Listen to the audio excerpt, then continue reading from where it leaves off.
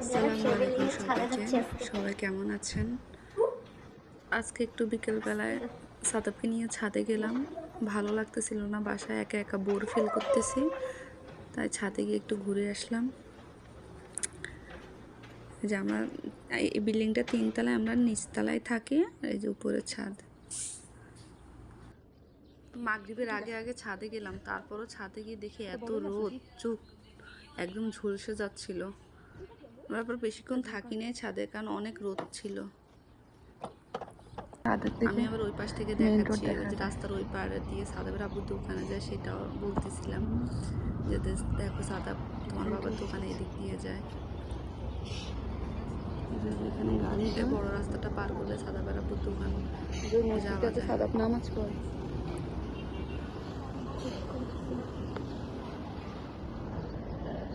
এদিক দিয়ে সাদাবের বাবার দোকানে যায়।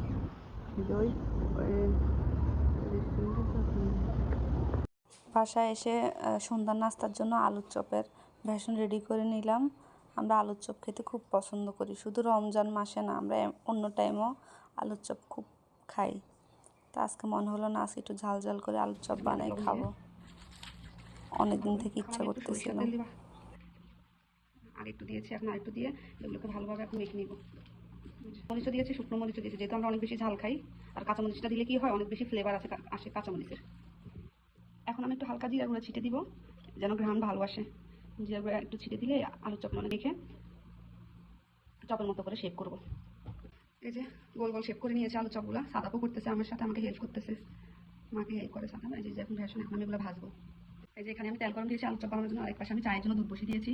আসলে বিকেলের নাস্তায় যদি চা না থাকে ভালোই লাগে না, তাই এই যে দুধ বসালাম, চা বানাবো।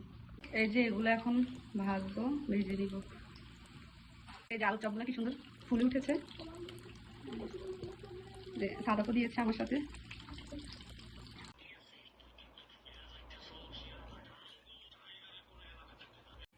একটা চা নিয়ে বিকেলবেলা বসলাম, এখন আমি বান দিয়ে খাবো। আপনারা কে কে এরকম বান দিয়ে চা খেতে পছন্দ করেন, কমেন্ট করে জানাবেন।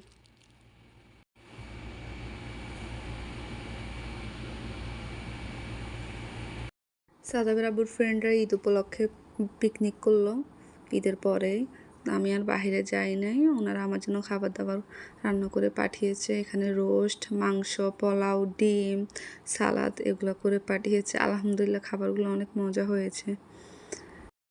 ভিডিওটি আপনাদের ভালো লেগে থাকে প্লিজ লাইক অ্যান্ড সাবস্ক্রাইব করুন আমার চ্যানেলটি।